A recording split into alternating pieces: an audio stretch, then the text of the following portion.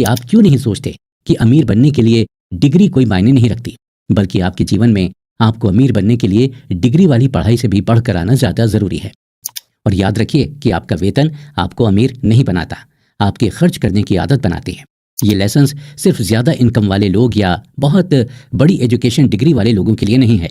ये हर उस व्यक्ति के लिए है जो पैसा कमाने के नियमों को समझना चाहता है। एक मिडिल क्लास व्यक्ति अपनी पूरी जिंदगी पैसा कमाता है, फिर भी उसकी 90% प्रॉब्लम्स पैसों पर आकर अटक जाती है। जब हम सफल व्यक्तियों के बारे में किताबें और इंटरव्यू देखते हैं तो ये देखने को मिलता है कि वो सफल क्यों हुए, इसका सही कारण उन्हें भी नहीं पता होता। और हाँ, अमीर बनने के लिए बुद्धिजीवी होना जरूरी नहीं होता। इसके उदाहरण देखिए तो हेनरी फोर्ड हो या रिलायंस इंडस्ट्रीज के संस्थापक धीरू भाई अंबानी हो, ये कोई दुनिया के जाने माने बुद्धिजीवी नहीं थे, मगर उन्हें पैसे कैसे कमाना है ये अच्छी तरह से मालूम था। तो अगर आप वाकई में पैसे को बचाना चाहते हैं तो सिर्फ उन्हीं चीज़ों पर पैसा खर्च कीजिए जो आपके लिए काफ़ी ज़्यादा ज़रूरी हैं। गॉर्डन गेको की तो उन्होंने एक फिल्म में काम किया जिसका नाम था वॉल स्ट्रीट। इस फिल्म में एक डायलॉग था, ग्रीड इज़ गुड। ये डायलॉग काफ़ी प्रचलित हुआ, लोग सिनेमा घरों में इस फिल्म को देखने के लिए उमड़ पड़े। उस समय इतनी भीड़ देखी गई कि लोगों को टिकट खरीदने के लिए घंटों इंतजार करना पड़ने लगा। लेकिन आखिर इस फिल्म में ऐसा क्या था? दरअसल इस फिल्म में बताया गया था कि दोस्तों, हम सब इस बात को अच्छे से समझते हैं कि जीवन में पैसे की अहमियत क्या है, और आज हर व्यक्ति अपने जीवन में इतनी भागदौड़ सिर्फ पैसा कमाने और अमीर बनने के लिए ही कर रहा है, क्योंकि इस दुनिया में हर आम आदमी अमीर बनना चाहता है और अमीर बनने के लिए वो जी तोड़ मेहनत करता है। मगर फिर एक ऐसा पल भी आता है जब वो थक कर हार मान जाता है और कड़ी मेहनत करने के बाद भी दौलतमंद बनने का उसका सपना ऐसे टूटता है मानो किसी ने समंदर के किनारे रेत का महल बनाया हो और पानी की एक लहर ने उस महल को धराशायी कर दिया हो। लेकिन फिर भी इस दुनिया में बहुत से ऐसे लोग मौजूद हैं जिनके पास दौलत की खान है। ये वो लोग हैं जिनको खर्च करने के लिए कभी भी सोचना नहीं पड़ता। अगर भारत की बात करें तो इनमें रिलायंस के मालिक मुकेश अंबानी और रतन टाटा जैसे बड़े नाम शामिल हैं। लेकिन हम सब जानते हैं कि इन लोगों ने भी अपने करियर की शुरुआत बिल्कुल जीरो से की थी। तो ऐसी कौन सी खास बात थी, ऐसी कौन सी खास समझ थी जो इन लोगों के पास थी, और इन्होंने अपने आप को ऐसे मुकाम पर लाकर खड़ा कर दिया कि आज दुनिया इन्हें झुक झुक कर सलाम करती है। दोस्तों, ऐसे ही कुछ नियमों को समझाती है मैरी हंट द्वारा लिखी गई किताब 7 मनी रूल्स फॉर लाइफ। वैसे तो इस किताब के नाम से ही ये बात समझ में आ जाती है कि इस किताब में मैरी हंट जरूर कुछ ऐसे नियमों की बात कर रही होंगी जिन्हें अपने जीवन में अपनाकर कोई भी आम व्यक्ति खास बन सकता है और अपने अमीर होने के सपने को पूरा कर सकता है। ये किताब उन लोगों के लिए एक बेहतरीन किताब है जो जीवन की खूबसूरती को हमेशा कायम रखना चाहते हैं। ये किताब उन लोगों के लिए है जो अपने जीवन में अमीर बनने के रहस्य की तलाश में हैं, जिसको जानने के बाद आप भी धन कमाने के नियम जान पाएंगे। और ये नियम इतने सिंपल हैं कि इनको फॉलो करके कोई भी इंसान अमीर बन सकता है। मैरी हंट ने इस किताब में बताया है कि दरअसल कुछ लोग अपनी समझ और इंटेलिजेंस का इस्तेमाल करके रूल्स ऑफ मनी को समझ जाते हैं, जिससे उन्हें एक ऐसा पॉजिटिव एटीट्यूड मिलता है जो उन्हें दौलत कमाने और जीवन में आगे बढ़ाने में मदद करता है। अपनी इस किताब के जरिए मैरी हंट बताती हैं कि आप क्यों नहीं सोचते कि अमीर बनने के लिए डिग्री कोई मायने नहीं रखती, बल्कि आपके जीवन में आपको अमीर बनने के लिए डिग्री वाली पढ़ाई से भी बढ़कर आना ज़्यादा ज़रूरी है, और उसे बोलते हैं फाइनेंशियल इंटेलिजेंस। हमने अक्सर लोगों को ये बात करते सुना है कि जीवन में हमेशा फाइनेंशियली इंडिपेंडेंट होना चाहिए, फाइनेंशियल फ्रीडम ही सब कुछ है। लेकिन क्या आपने कभी सोचा है कि फाइनेंशियल फ्रीडम का असली मतलब क्या है? अगर नहीं तो चलिए मैरी हंट की इस किताब से हम फाइनेंशियल फ्रीडम के बारे में समझते हैं। इमेजिन कीजिए कि आप एक सुबह सोकर उठे और आप जानते हैं कि आपके पास कितने पैसे हैं और आपके सारे लिविंग एक्सपेंसेस भी एकदम मुफ्त हैं, बल्कि आपके जितने भी गोल्स या डिजायर्स हैं वो सब इसमें कंप्लीट हो जाएंगे। फिर आपको और काम करने की ज़रूरत नहीं होगी। तब आपको कैसा लगेगा? तब आपको जैसा फील होगा उसी को कहते हैं फाइनेंशियल फ्रीडम। तो दोस्तों, देर किस बात की है, आइए सुनते हैं धन के नियम सिखाने वाली उस विश्व प्रसिद्ध किताब की समरी, जिसमें दौलत कमाने के 7 आसान तरीके बताए गए हैं। यकीन कीजिए, अगर आप इन नियमों को समझ गए तो जीवन की 80% चिंताएं छू मंतर हो जाएंगी और आप हो जाएंगे फाइनेंशियली स्टेबल और इंडिपेंडेंट। दोस्तों, इस बुक का हर एक चैप्टर एक इंसान के पैसों के प्रति बिहेवियर और एटीट्यूड को दर्शाता है। कुछ निश्चित बिहेवियर्स अच्छे नतीजे की गारंटी होते हैं, जबकि दूसरे बिहेवियर्स असफलता के। इस बुक में पैसे से रिलेटेड बहुत से लेसन्स पर बात की गई है, जिनमें से कुछ लेसन्स हमें निश्चित व्यवहार के प्रति सजग बनाते हैं और कुछ लेसन हमें लाभकारी आदतें अपनाने के लिए प्रोत्साहित करते हैं। तो दोस्तों, इस किताब के सभी चैप्टर्स की खूबसूरती यह है कि इन्हें कोई भी व्यक्ति फॉलो कर सकता है। ये लेसन्स सिर्फ ज़्यादा इनकम वाले लोग या बहुत बड़ी एजुकेशन डिग्री वाले लोगों के लिए नहीं है। ये हर उस व्यक्ति के लिए है जो पैसा कमाने के नियमों को समझना चाहता है। पैसे की कीमत। मैरी हंट ने अपनी किताब 7 मनी रूल्स ऑफ लाइफ में बहुत ही खूबसूरती से पैसे की अहमियत को समझाते हुए बताया है कि पैसे का अपना एक रूल होता है। ये रूल एकदम ऐसा है जो किसी स्कूली शिक्षा या किताबों को पढ़कर नहीं सीखा जा सकता।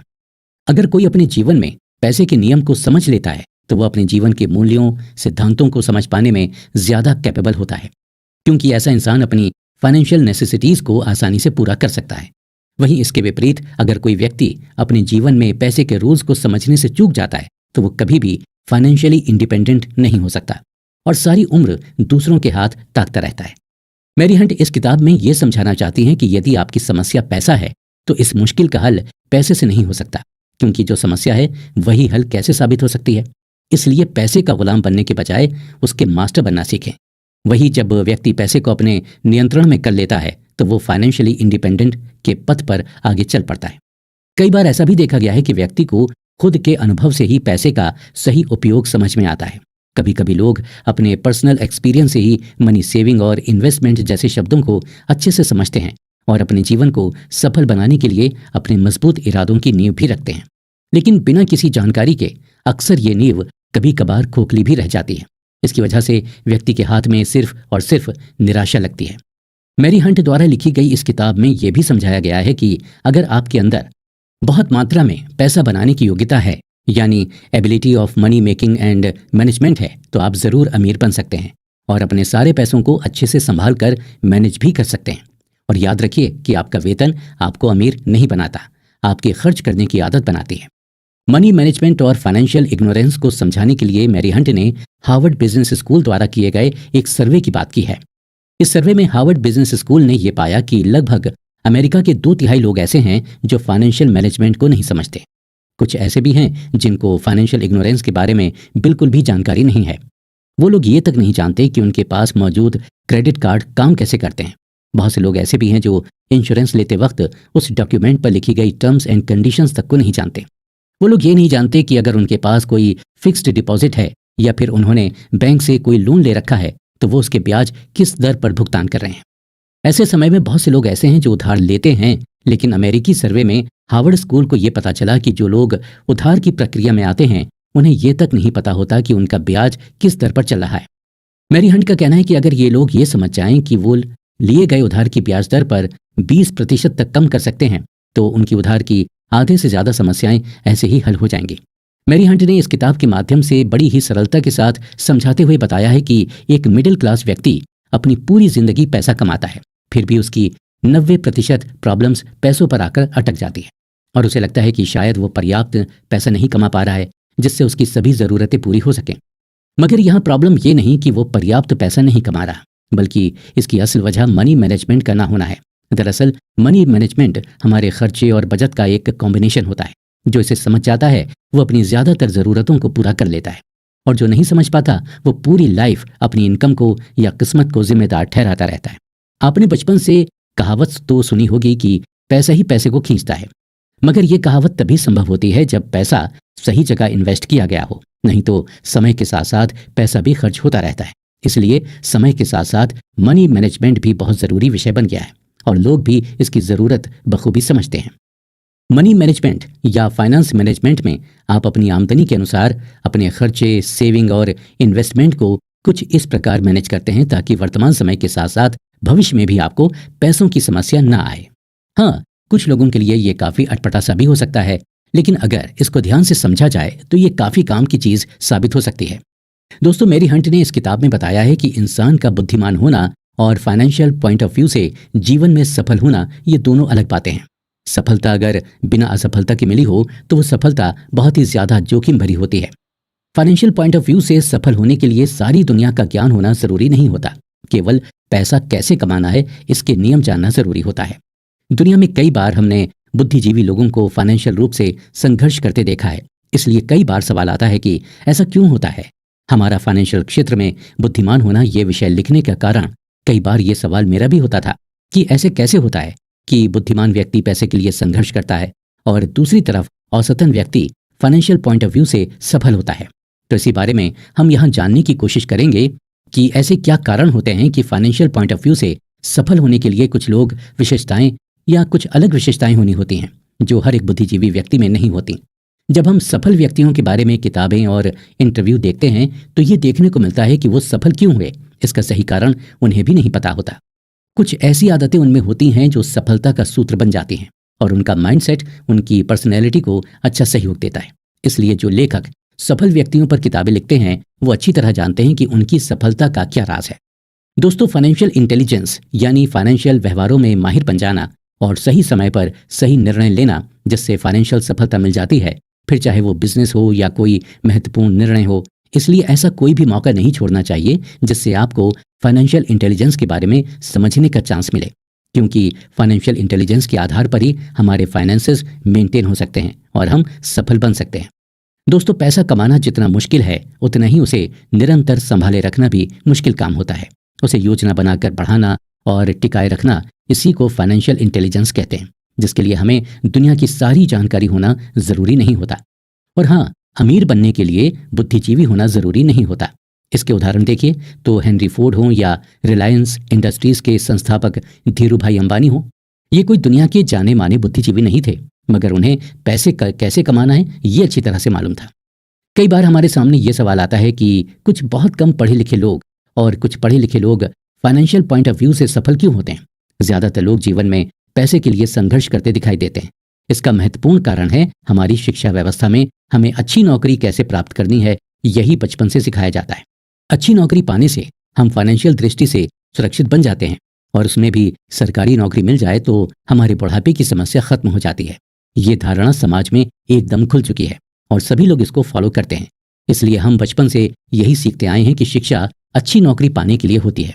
अगर भारत की बात करें तो ज्यादा पॉपुलेशन तथा अप्रासंगिक शिक्षा प्रणाली, इसकी वजह से जितने भी ग्रेजुएट्स बाहर निकलते हैं वो मार्केट के लिए परफेक्ट नहीं होते, और वो अगर शुरुआती दिनों में फाइनेंशियल रूप से सफल नहीं हुए तो ज्यादातर पढ़े लिखे लोग मजबूरी में कोई भी नौकरी अपना लेते हैं और अपना जीवन औसतन बसर करते हैं। मैरी हंट के द्वारा ये बातें समझाने का कारण हमें जीवन में फाइनेंशियल रूप से कैसे सक्षम होना है ये शिक्षा प्रणाली नहीं सिखाती, तथा समाज में जो लोगों को फाइनेंशियल पॉइंट ऑफ व्यू से कैसे सफल होना है ये समझाने वाले लोग बहुत कम या ना के बराबर होते हैं। इसलिए हम फाइनेंशियल पॉइंट ऑफ व्यू से समाज में जो मान्यताएं होती हैं वैसे ही चलते हैं, जिसमें सेविंग करना, ज्यादा जोखिम नहीं लेना, सुरक्षित नौकरी करना, पैसे के लिए काम करना, ऐसे ही कई तरह की धारणाओं के साथ हम जीते हैं। आज फाइनेंशियल इंटेलिजेंस को जरूरी नहीं समझते, पर यह बहुत जरूरी है। हमारी सबसे बड़ी पूंजी है हमारा दिमाग। अगर इसे अच्छे से प्रशिक्षित किया जाए तो यह ढेर सारी दौलत बना सकता है। वहीं अप्रशिक्षित दिमाग हमें गरीबी में ढकेल सकता है, जो पीढ़ियों तक बनी रह सकती है। लेखक के अनुसार फाइनेंशियल इंटेलिजेंस 4 टेक्निकल स्किल से मिलकर बनती है। अकाउंटिंग, ये फाइनेंशियल लिटरेसी या नंबरों को पढ़ने की योग्यता है। इन्वेस्टिंग, ये पैसे से पैसा बनाने का विज्ञान है। अंडरस्टैंडिंग मार्केट्स, ये सप्लाई और डिमांड को समझने का विज्ञान है। द लॉ, यानी कि अकाउंटिंग, कॉर्पोरेट, स्टेट और नेशनल कानूनों और नीतियों के बारे में जागरूकता। दोस्तों, हमेशा याद रखिए कि निवेश आते जाते रहते हैं, मार्केट घटता बढ़ता रहता है, अर्थव्यवस्थाएं सुधरती बिगड़ती रहती हैं। दुनिया में आपको हर दिन जिंदगी के नहरे अवसर मिलते रहते हैं जिन्हें हम अक्सर देख नहीं पाते, पर वो हमेशा होते हैं। और फाइनेंशियल इंटेलिजेंस बढ़ाने से ही आप इन छुपे हुए मौकों को देख पाएंगे और अच्छे सौदों और बुरे सौदों में फर्क कर पाएंगे। कम खर्च करने से मिलेगी राहत। मैरी हंट ने इस किताब के माध्यम से पैसा बचाने का एक बहुत आसान रूल बताया है। इस रूल को हम बचपन से ही सुनते आ रहे हैं, लेकिन बहुत ही कम लोग हैं जो इस रूल को अपने जीवन का हिस्सा बनाते हैं। क्या आप बता सकते हैं कि वो रूल क्या है? अब जाहिर सी बात है, पैसा बचाने के नाम पर सबके दिमाग में पहला ख्याल आएगा बचत करने का, लेकिन ये बचत होगी कैसे? तो इसके लिए हंट ने बताया है कि हम लोगों को अपने खर्चे कम करने की कोशिश करनी चाहिए। हम जानते हैं कि आमतौर पर सभी अपने खर्चों की पेमेंट पहले करते हैं और उसके बाद जो बचता है उसे सेविंग के तौर पर रखते हैं। इस आदत को एक्सपेंस बजट को मेंटेन करना कहते हैं। अब हम आपको एक अलग तरीका बताते हैं जिसे कहते हैं सेविंग बजट को मेंटेन करना।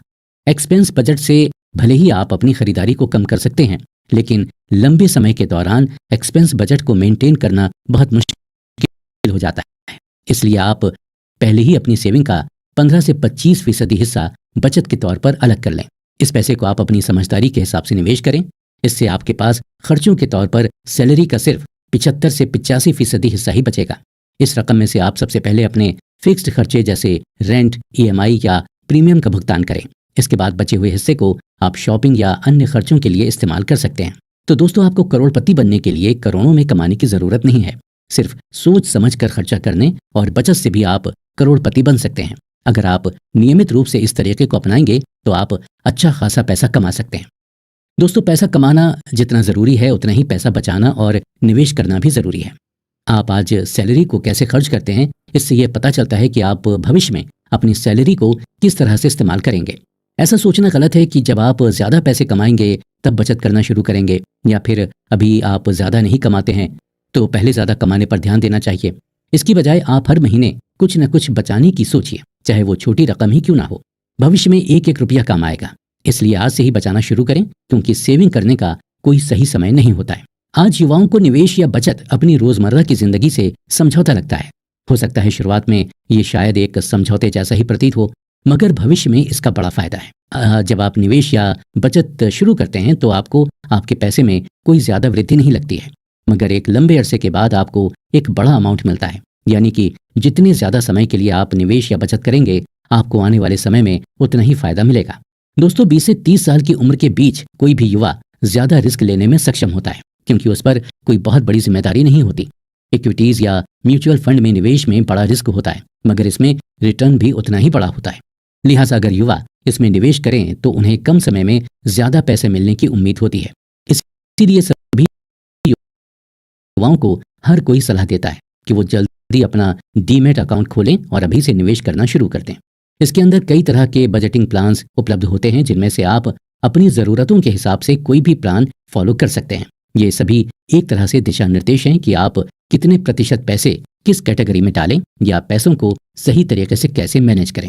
इन सभी प्लान्स का एक ही मकसद होता है कि आपको अपने खर्चों को मैनेज करने और सेविंग्स या इन्वेस्टमेंट करने में मदद करना। आपके लिए कौन सा प्लान सही रहेगा, ये इस पर निर्भर करता है कि आप अभी फाइनेंशियली कैसे हैं और आपके फ्यूचर प्लान्स या गोल्स क्या हैं। आप जो भी बजटिंग रूल्स अपनाएंगे उनमें आप अपनी ज़रूरतों के हिसाब से थोड़े बदलाव कर सकते हैं, क्योंकि हर प्लान हर किसी के लिए सही हो ये ज़रूरी नहीं है। हाँ, साथ में ये भी याद रखिए कि आप एकदम कंजूस भी ना हो जाएं, क्योंकि ज़िंदगी में एंजॉय करना भी तो ज़रूरी होता है दोस्तों। इसलिए अपने और परिवार के मनोरंजन के लिए भी पैसे बचाकर ज़रूर रखिए। ज़रूरतों और चाहतों में फ़र्क। दोस्तों, अपनी किताब में मैरी हंट ने हमारी नीड्स और वांट्स में भी फ़र्क समझाया है। इसके लिए मैरी ने बताया है कि हम सभी इस बात को अच्छे से जानते हैं कि एक आम इंसान को जीवन जीने के लिए सिर्फ रोटी, कपड़ा और मकान की ज़रूरत होती है, और जो कुछ भी हम अपने जीवन में इस्तेमाल करते हैं वो सब ज़रूरत नहीं बल्कि हमारी चाहतें होती हैं। इसमें मैरी हंट ने टैक्सेस और मेडिकल खर्चों को नहीं गिना है, लेकिन वो ये बात समझाना चाह रही हैं कि अगर कोई व्यक्ति अपने जीवन में पैसों की अहमियत को सच में समझता है तो उसे जो हमारे लिए सबसे ज़रूरी मुद्दा है, यानी अपनी ज़रूरत और चाहत के फ़र्क का पता होना चाहिए। मैरी हंट ने बताया है कि हम जानते हैं हमारे पास बहुत से रिसोर्सेज मौजूद हैं जिनके आधार पर ही हम अपने जीवन जीने के लिए फैसले करते हैं, लेकिन हम ये बात नहीं समझते कि हमारे लिए सबसे ज़्यादा ज़रूरी क्या है। और कई बार तो ये भी देखा जाता है कि लोग सिर्फ दिखावे के चक्कर में ही लाखों का नुकसान झेल लेते हैं। दरअसल मैरी बताना चाहती हैं कि ज़रूरत और चाहत में ज़मीन आसमान का फ़र्क होता है। जिसने इस फ़र्क को समझ लिया तो समझिए वो व्यक्ति अपने अमीर होने के सपने को ज़रूर पूरा कर लेगा। एग्जाम्पल के तौर पर अगर हम बात करें एक भिखारी की, तो वो भी अपनी ज़रूरत को पूरा कर ही लेता है, लेकिन अगर चाहत पर आए तो धन कुबेर लोग भी अपनी चाहतों को पूरा करने के चक्कर में भिखारी बन जाते हैं। मैरी हंट ने समझाया है कि जिसने ज़रूरत के हिसाब से अपना जीवन बदल लिया, समझो वो ज़िंदगी की जंग जीत गया। जो चाहत की चूहा दौड़ में पड़ा रहता है वो व्यक्ति एक न एक दिन जीवन में ज़रूर हार जाता है और अपनी चाहत को पूरा करने के चक्कर में अपने बचाए हुए पैसों से भी हाथ धो बैठता है। और जब आपको अपनी ज़रूरतों और चाहतों में फ़र्क करना नहीं आता तो चाहतें पूरी करने के लिए आप गैर ज़रूरी चीज़ों में पैसा खर्च कर देते हैं। बाद में इससे आपकी ज़रूरतें प्रभावित होती हैं, जैसे घर का किराया, EMI या मेंटेनेंस, राशन, टॉयलेटरीज, इलाज, ट्रैवलिंग खर्च वगैरह। हाँ, ऐसा भी नहीं है कि बचत के लिए इच्छाओं को पूरी तरह दबाया जाए, लेकिन हमें अनुशासन से काम करना चाहिए। इसके लिए अपने बजट में आपको 50 या 25-25 का फार्मूला अपनाना चाहिए। इसका मतलब है 50% खर्च अपनी बेसिक नीड्स के लिए, 25% चाहते हैं पूरी करने के लिए और 25% बचत निवेश के लिए खर्च करना चाहिए। ऐसा करने पर आपको कभी फाइनेंशियल प्रॉब्लम्स का सामना नहीं करना पड़ेगा। लेखक के अनुसार ज्यादातर लोगों को अपने पैसे निवेश करने की सही समझ नहीं होती। वो बचत खाते में, रिकरिंग डिपॉजिट में या ट्रेडिशनल इंश्योरेंस प्लान में पैसे लगाने को अच्छा निवेश समझते हैं, जबकि इन चीज़ों में आपका पैसा जमा और सुरक्षित ज़रूर होता है, लेकिन इसकी सही ग्रोथ नहीं होती, बल्कि महंगाई के असर से उसकी वैल्यू कम हो जाती है। ऐसे में आपको अपनी इन्वेस्टमेंट प्लानिंग के लिए एक अच्छे फाइनेंशियल प्लानर की मदद लेनी चाहिए। उन्हें अपनी ज़रूरतें, इनकम और फ्यूचर की प्लानिंग बताएं। वो आपको गोल्ड, प्रॉपर्टी, सरकारी बचत योजनाओं, शेयर्स, फिक्स्ड डिपॉजिट, डिबेंचर और बॉन्ड में सही अनुपात में निवेश करना बताएंगे, जिससे आपको काफ़ी फायदा होगा। दोस्तों, अगर आप वाकई में पैसे को बचाना चाहते हैं तो सिर्फ उन्हीं चीज़ों पर पैसा खर्च कीजिए जो आपके लिए काफ़ी ज़्यादा ज़रूरी हैं। आप बेकार की फिजूल खर्ची में जब तक पैसा बर्बाद करते रहेंगे तब तक आप कभी अमीर नहीं बन सकते। इसके बजाय अगर आप उसी पैसे को अच्छे कामों में इन्वेस्ट करें तो ज़रूरत के समय में ये पैसा आपके काफ़ी हद तक काम आ सकता है और आपको किसी के भी आगे हाथ फैलाने की ज़रूरत नहीं पड़ेगी। फ्यूचर के लिए सेविंग्स।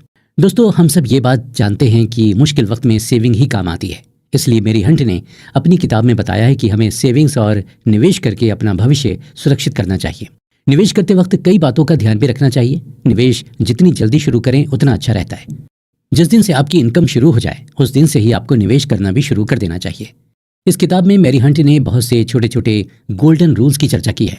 इन रूल्स को अगर आप भी अपने जीवन में अपना लेंगे तो ज़रूर अपने अमीर बनने की चाहत को पूरा कर पाएंगे। दरअसल मैरी हंट ने बताया है कि सबसे पहले अपने सभी कर्जे खत्म करने की कोशिश कीजिए। जी हाँ, नौकरी की शुरुआत में अगर आप पर कोई कर्ज है तो उसे ज़रूर खत्म कर दें। हो सकता है आप पर एजुकेशन लोन हो या फिर कोई अन्य लोन जो आपके माता पिता ने आपकी पढ़ाई के लिए लिया हो। सबसे पहले उसे खत्म कर दीजिए, क्योंकि ऐसा करने से आप चिंता मुक्त होकर पूरी तरह निवेश पर ध्यान दे पाएंगे। मैरी हंट ने इस किताब में इस तथ्य पर भी चर्चा की है कि हर महीने की सैलरी से की गई छोटी छोटी बचत भविष्य में बड़ा सहारा बन जाती है। इसलिए आपको अलग अलग प्लान्स के जरिए ये बचत करनी चाहिए। आपको बचत करने के लिए बस आदत बनाने की ज़रूरत है। हम में से ज़्यादातर लोग पूरे महीने का खर्च निकालने के बाद जो पैसे बचाते हैं उसे बचत कहते हैं, लेकिन ये बचत करने का बेहतर तरीका नहीं माना जाता और इसमें बचत की संभावना कम होती है। बचत का सबसे बेहतर तरीका है कि आप मौजूदा समय के साथ भविष्य के खर्चों की भी प्लानिंग शुरू कर दें और उसी के हिसाब से बचत करें। पैसा निवेश करते वक्त समय निवेश अवधि का ध्यान जरूर रखिए। मतलब आप कितने समय के लिए पैसा निवेश करना चाहते हैं ये तय कर लीजिए। याद रखिए कि कई सेविंग स्कीम और योजनाएं लॉक इन पीरियड के साथ आती हैं, यानी इस पीरियड में आप अपना निवेश किया हुआ पैसा नहीं निकाल सकेंगे। इसलिए किसी सेविंग स्कीम को चुनते वक्त लॉक इन पीरियड का ध्यान जरूर रखिए। इसके साथ ही कहीं भी पैसा लगाने से पहले निवेश विकल्पों की तुलना ठीक से करनी चाहिए। आपको देखना चाहिए कि किस स्कीम या योजना ने बीते सालों में कितना रिटर्न दिया है और यहाँ निवेश करना सुरक्षित है या नहीं। निवेश का प्लान करते वक्त बहुत ज़्यादा समय के लिए या बड़े बड़े लक्ष्य बनाने से भी बचें। बड़े लक्ष्य को छोटे छोटे हिस्सों में बांटें। इसके दो फायदे होंगे। पहला, आप अपने निवेश की सही तरह से निगरानी कर सकेंगे। दूसरा, अगर आपका निवेश सही रिटर्न नहीं दे रहा है तो आप कुछ समय बाद उसके मैच्योर होने पर उसे कहीं और निवेश कर सकते हैं। मैरी हंट ने बताया है कि पैसे बचाने के लिए एक अलग ऑनलाइन सेविंग्स अकाउंट भी खोला जा सकता है। बैंक में बचत खाता होना इसलिए ज़रूरी है क्योंकि ये इमरजेंसी फंड के रूप में काम करता है। इसमें से जब ज़रूरत हो पैसे निकाले जा सकते हैं, लेकिन ये पैसे अगर FD, NSC जैसी योजनाओं में डाल दें तो एक तय समय के लिए इन्हें नहीं निकाला जा सकता है। इसलिए बचत खाता होना ज़रूरी है। बचत खाते में ऑटोमेटिक मनी ट्रांसफ़र का सिस्टम सेट कर दें, यानी कि एक निश्चित रकम के बाद जो भी पैसा बढ़ेगा वो राशि FD खाते में ट्रांसफ़र हो जाएगी। मान लीजिए आपने अपने बचत खाते की राशि 25,000 रुपये निर्धारित कर दी, तो आपके खाते में जब उससे ज़्यादा पैसा होगा तो वो ऑटोमेटिक FD खाते में ट्रांसफ़र हो जाएगा। इससे बचत खाते से अधिक FD खाते में ब्याज की कमाई होगी। दोस्तों, खरीदारी के लिए डिस्काउंट कूपन, ऑफर और उपलब्ध अन्य योजनाओं का उपयोग भी जरूर कीजिए। ये कंपैरेटिवली कम पैसे में चीज़ें खरीदने में मदद करता है। आज ज़्यादातर प्रोडक्ट्स पर ऑनलाइन और ऑफलाइन कई ऑफर्स उपलब्ध होते हैं। खर्च को कम करने के लिए उन प्रस्तावों का उपयोग कीजिए। इससे आपको अपने बिलों पर लगभग 10 से 20% की बचत करने में मदद मिलेगी। लालच से दूर। लेखक के अनुसार इस दुनिया में वही व्यक्ति सबसे धनवान हैं जिनके पास संतोष नामक धन है। पैसा बचाने के साथ साथ 7 मनी रूल्स फॉर लाइफ किताब में मैरी हंट ने लालच के बारे में भी काफ़ी चर्चा की है। मैरी हंट बताती हैं कि लालच हमारा दूसरा सबसे बड़ा शत्रु है, क्योंकि ये कभी भी आपके जीवन में संतोष की स्थिति पैदा नहीं होने देता। ये डर का बहुत करीबी रिश्तेदार है, क्योंकि डर आपको हमेशा इनसिक्योर फील करवाता है तो वहीं लालच आपके जीवन की मौजूदा स्थिति को बिगाड़ के रख देता है। इसलिए कभी भी आपको अपने जीवन में डर और लालच को नहीं पनपने देना चाहिए। मैरी हंट ने इस किताब में ग्रेटिट्यूड के बारे में बात करते हुए कहा है कि लालच और किसी भी चीज़ को ज़्यादा मात्रा में हासिल करने की इच्छा भी इंसान के लिए काफ़ी खतरनाक सिद्ध हो सकती है, क्योंकि इस इच्छा की वजह से ही इंसान गलत तरीके से पैसा कमाना शुरू कर देता है। और ये चीज़ किसी से भी छुपी नहीं है कि गलत तरीके से कमाया गया धन लंबे समय तक नहीं टिकता। ये लालच ही तो है जब आप अपने जीवन में बड़ी गाड़ी, बड़े घर और महंगे इलेक्ट्रॉनिक गैजेट्स को खरीदने की इच्छा करने लगते हैं। आपको ऐसा लगने लगता है कि कहीं आपका जीवन इन महंगी गैजेट्स के बिना अधूरा है। लालच जब भी आपके कान में आकर बोलता है तो आप अपने आप को गलत रास्ते पर धकेल देते हैं। इसलिए हमें अपने जीवन में लालच का पीछा छोड़कर संतोष का रास्ता अपनाना चाहिए। मैरी हंट बताती हैं कि अगर कोई व्यक्ति संतोषी है तो वो हमेशा उतने में खुश रहेगा जितना उसके पास है, लेकिन लालची व्यक्ति हमेशा यही कहेगा कि जो कुछ भी उसके पास है वो सब कुछ काफ़ी कम है और वो उससे कहीं ज़्यादा की आशा करता रहेगा। इसलिए संतोषी और लालची व्यक्ति एक समय पर एक साथ इकट्ठे नहीं रह सकते। मैरी हंट ने गॉर्डन गेको का उदाहरण देते हुए बताया है कि किस प्रकार लालच की वजह से किसी का भी जीवन बर्बाद हो सकता है। अगर हम बात करें गॉर्डन गेको की, तो उन्होंने एक फिल्म में काम किया जिसका नाम था वॉल स्ट्रीट। इस फिल्म में एक डायलॉग था, ग्रीड इज गुड। ये डायलॉग काफ़ी प्रचलित हुआ। लोग सिनेमा घरों में इस फिल्म को देखने के लिए उमड़ पड़े। उस समय इतनी भीड़ देखी गई कि लोगों को टिकट खरीदने के लिए घंटों इंतजार करना पड़ने लगा। लेकिन आखिर इस फिल्म में ऐसा क्या था? दरअसल इस फिल्म में बताया गया था कि लालच एक कैंसर की तरह है जो लोगों के परिवारों और सरकारों को भी नष्ट कर सकता है। इतना ही नहीं, ये लालच ही है जो किसी बड़ी से बड़ी साम्राज्य की अर्थव्यवस्था को भी हिला सकता है। लालच आर्थिक रूप से अज्ञानी लोगों की सबसे बड़ी पहचान है। इसको बेहतरीन तरीके से समझाने के लिए उन्होंने कहा कि लालच अपने सभी रूपों में है, फिर चाहे वो धन का लालच हो, प्यार का लालच हो या पढ़ाई का ही लालच हो। वो हर तरीके से आदमी को ऊपर की तरफ उछालता है और फिर धड़ाम से नीचे गिरा देता है। असल में उन्होंने ये इस वजह से कहा क्योंकि जब ये फिल्म रिलीज हुई थी तब संयुक्त राज्य अमेरिका की स्थिति काफ़ी खराब थी। दरअसल उस समय वहाँ की म्यूनिसिपल कॉरपोरेशन लालच की वजह से स्थिति को बिगाड़ बैठी थी। उन्होंने तब यह भी कहा था कि अमेरिका दूसरी बड़ी शक्ति बन चुका है, लेकिन इसका व्यापार घाटा और राजकीय कोष घाटा किसी बुरे सपने की तरह ही है। गॉर्डन गेको की आंखों ने यह भी बताया कि लालच अच्छा है क्योंकि इसी की वजह से अमेरिका जैसी बड़ी अर्थव्यवस्था चरमरा गई। इसलिए मैरी हंट कहती हैं कि हमें जितना हो सके उतना लालच से दूर रहना चाहिए। अब लालच से दूर रहने के लिए भी मैरी हंट ने कुछ ऐसे तरीके सुझाए हैं जिनका इस्तेमाल करके लालच की पकड़ को कमज़ोर किया जा सकता है। दरअसल मैरी हंट ने सुझाव दिए हैं कि हमें अपने मतलबी सपनों को छोड़कर अपना दिल नरम करना चाहिए और जिन लोगों को सच में पैसों की ज़रूरत है उनकी मदद करनी चाहिए। हमें हमारे दिल में इतना प्रेम भाव रखना चाहिए कि हमारे दिल में मौजूद लालच अपने आप खत्म हो जाए। यानी कि दूसरों को अपनी तुलना में ऊपर रखो, जब उनको ज़रूरत हो तब उनकी मदद करो।